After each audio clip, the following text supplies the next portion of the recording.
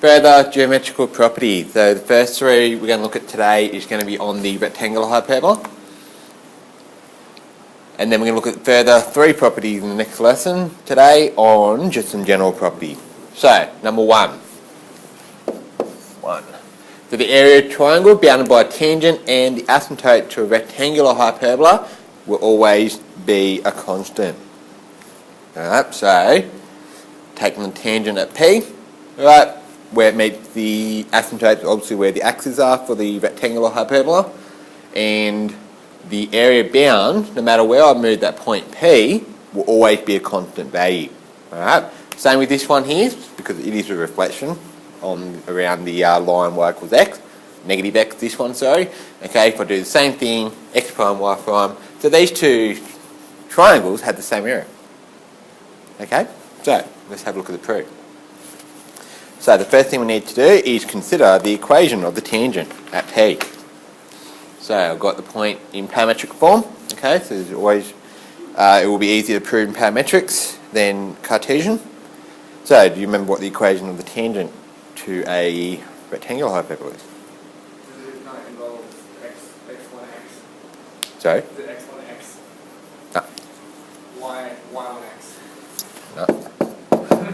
There's the start. Go ahead. y plus y? Something in front of y. 2a1? P squared. Oh yeah, Yep. Remember what the right hand side equals. CP. Close. Squared? No. C squared P? No. CP over Hey? x? What did you say? No. Over x over y? No. Okay? You're very close. Alright, so that's the equation tangent. So yes, we can derive that. Okay, so I've shown you how to implicit differentiate. One of the applications of the skill in implicit differentiate is to be able to calculate the gradient and tangent and therefore find the equation tangent and normal, etc., etc. Alright, so we need to find the intercepts where it crosses the x and y axis and the value in relation to the point P and this tangent here. So it meets the y axis at capital Y from the diagram. They're in your notes as well. Alright, so we of course know the x coordinate has to be 0, the y axis, and then we can simply substitute x equals 0 here and solve for y, then we get y equals 2cp over p squared. So it'll be 2c over p.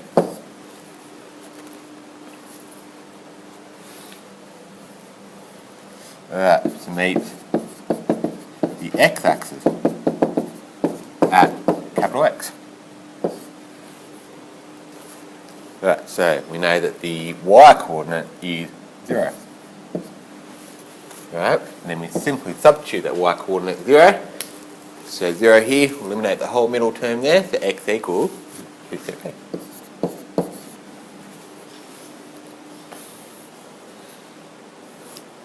Right, so we've got the intercept value. We're finding the area of the triangle. So how do I find the area of the triangle? Half AB. Okay, so you've got the right angle there because we know the asymptotes are perpendicular for each other. The area of triangle oxy. So half times the base, which is going to be the x value or the y value, whatever, times 2cp times 2c over P.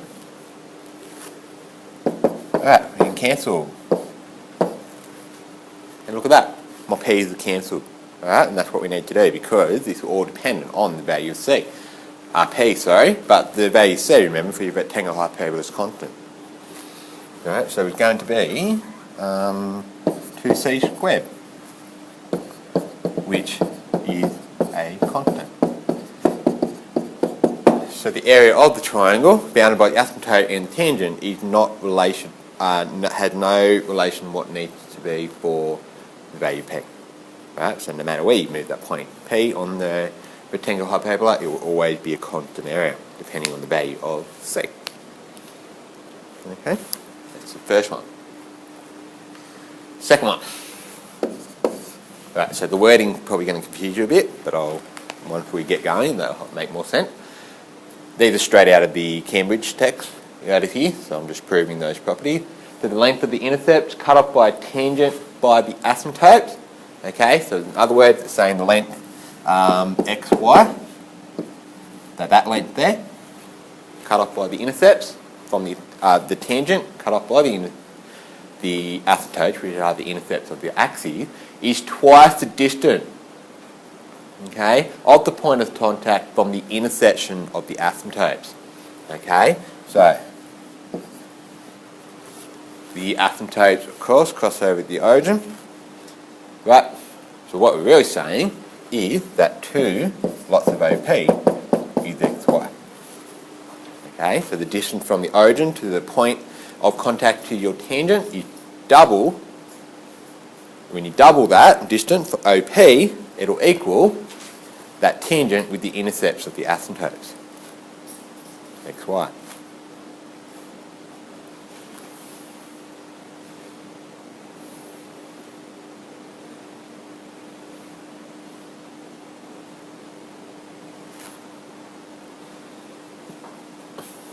Right, so from the first property, these are all in your notes. This will be all in the video. Alright, so from the first property, we showed the intercept of the tangent to the asymptotes. Alright, so I don't need to go ahead and do the whole thing again. Of course, if I was answering the question separately, I probably would need to. Right, so they're the values of the intercepts. So, using Pythagoras theorem, because we need to find the distance xy. Alright, and of course, we know that it's a right angle here. So we can use Pythagoras theorem. xy squared is going to be 2cp all squared plus 2c over p all squared.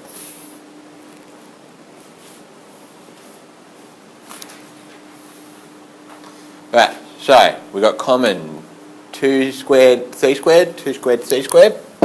So 4c squared, and factorise that out the front. And then I'm left with this side, p squared plus 1 on p squared.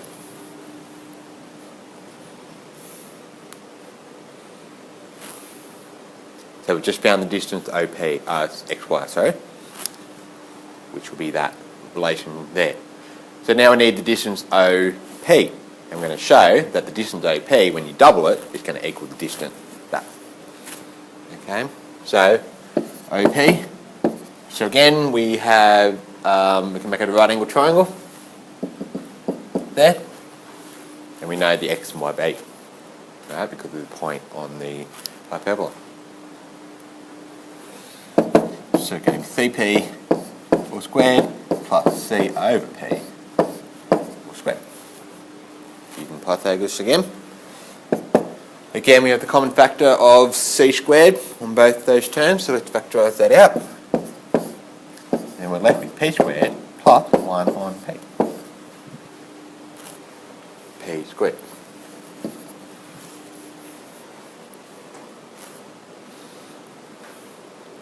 Right, so xy squared equals 4c squared outside of that, and OP squared is c squared outside of all that. The only difference here is the 4. Okay, the 4 factor out the front. So, OP, well really xy squared is going to be 4 lots of OP squared. Okay, because I multiply this by 4, I'm going to get that expression there. Right, take the square of everything. So xy is going to be 2 lots of OP.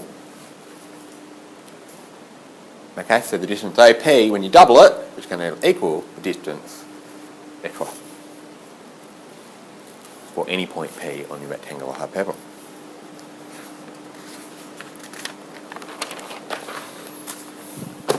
Right, question.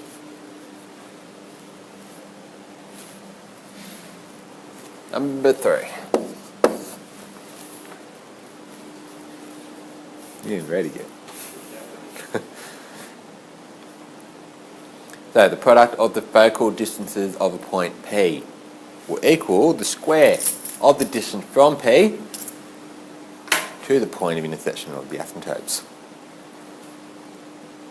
Okay, so I will, before I explain that one anymore, I will go through the proof, and when I have the proof, I'll be able to explain better what we're trying to do.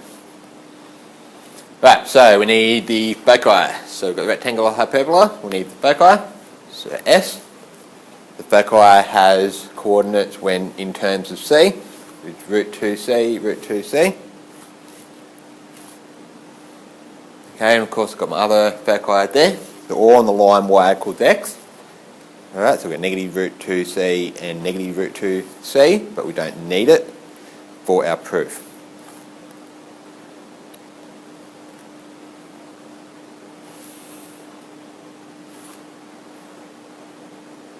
Okay, so a reminder that your foci lie on the diagonal. Y is x for your rectangular hyperbola with the asymptotes the x and y axes. And you have two directrices going in this direction here. Okay, and there's the equation of the directrices that were covered during the lesson on all this on the rectangular hyperbola. Okay, so what we're doing is we're going to pick a point P on the rectangular hyperbola. We're going to drop the perpendicular, okay, through that, and we're going to call it D and D prime. And then from that, I'm going to do the following. So, PS multiplied by PS prime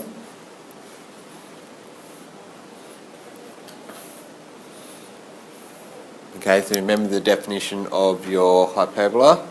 So PS, so that distance there over the perpendicular P to the directrix is the eccentricity. Okay, so when I have PS can equal the eccentricity of P and the point M, which is at the right angles to the directrix. Alright, and multiplied PS prime is going to be the eccentricity times PM prime, the other directrix from the other foci. Right, E squared times PM times PM prime. What is E squared? E squared. Sorry. A squared take away B squared and A squared. Say again, sorry? A squared take away B squared and A squared. Yep, but you're going very complicated there. What did I tell you? What did I tell you at the start of the rectangle hyperbola? Eccentricity. Hey? One over the other. No, you should be able to tell me the value straight away. The eccentricity for any rectangular hyperbola is Root 2. root 2. So, what is root 2 all squared? 2.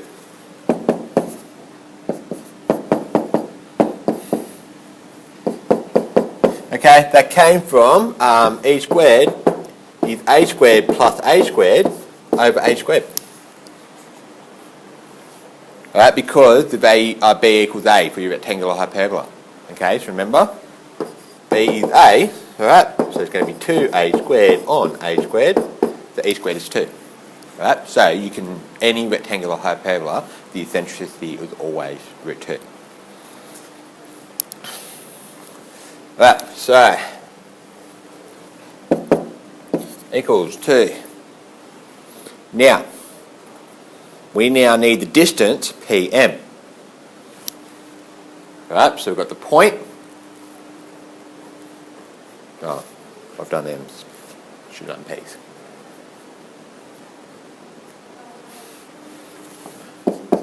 M and M prime. That's where that came from. Whew.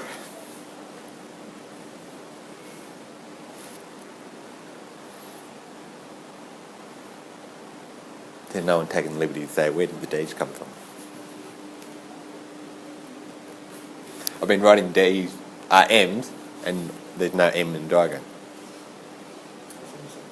Great, so you're right. Alright, so I need the distance PM. So there's a point to a point on the perpendicular line. Okay, so I need the distance of that interval using the perpendicular distance formula. I've got a point and I've got the equation of the line. Alright, now keeping in mind this is x plus y, take away root 2c is equal to 0. I need it in general form to use the perpendicular distance formula. Right, so the point P, of course, is root 2c and root 2c. So, root 2c times the coefficient of x. This is your mathematics perpendicular distance, so the coefficient of x and y is 1.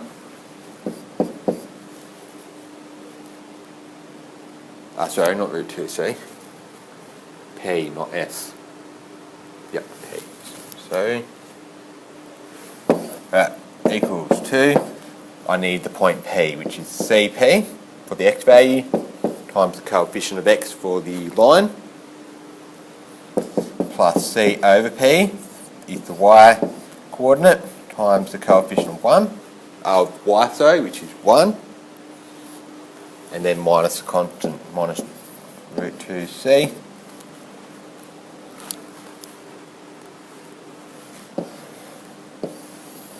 Over square root of the coefficient of x and y, which is a squared plus b squared, and they're both 1.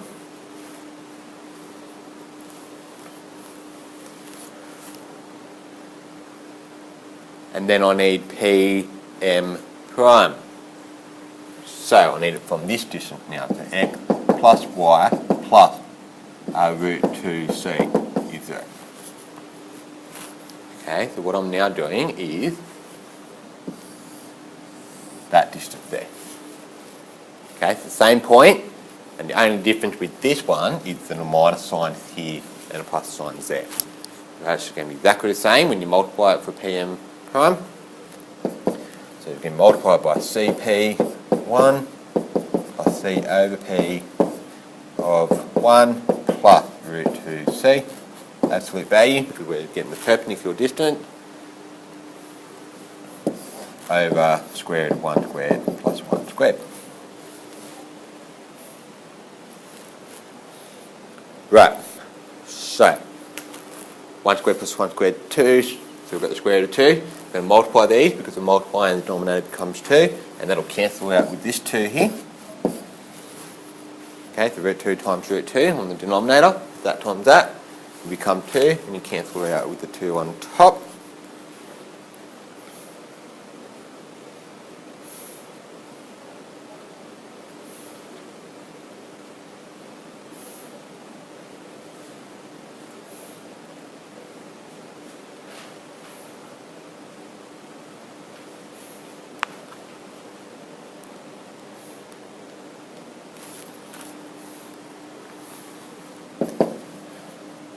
So CP plus C over P minus root 2C, that times CP plus C over P plus root 2C. After you just cancelled.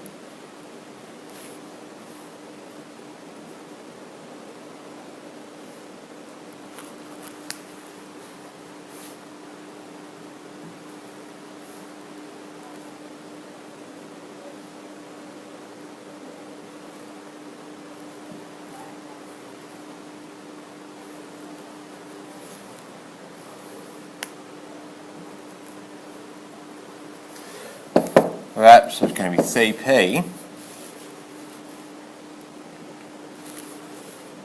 plus C over P all squared minus root 2C. All squared because that's the difference of 2 squares, isn't it? Right, so the only difference is the minus and the plus. So I'm expanding that, and I'll get that.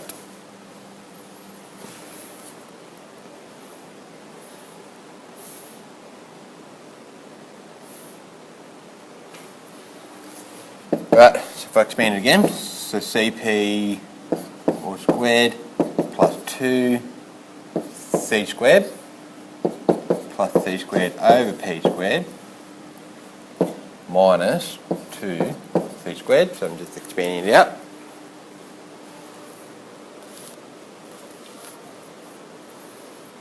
Because I can now cancel this. Plus and minus. CP squared plus C over P squared. Now what is CP and C over P? The point P. Now when I square it, what am I then geometrically doing?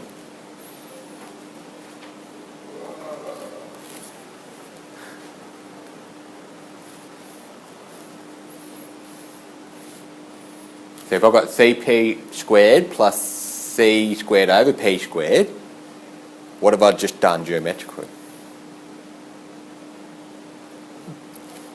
Thinking about what we've already done today. I've found the distance, OP squared, or I found OP squared using Pythagoras, haven't I? Not the distance, I just found OP squared.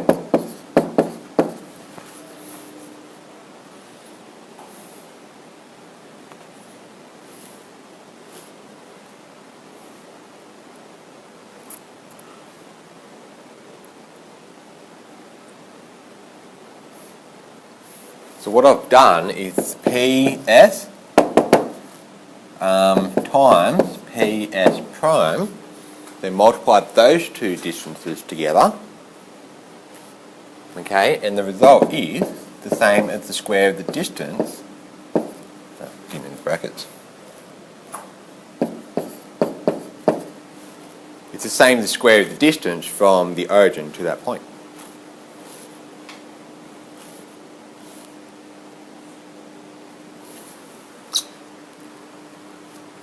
So the product of the focal distances of the point P, so you've got point PS times PD prime,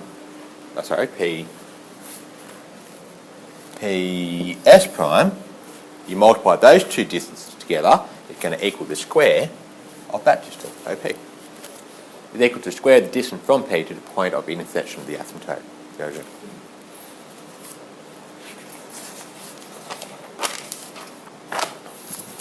Question.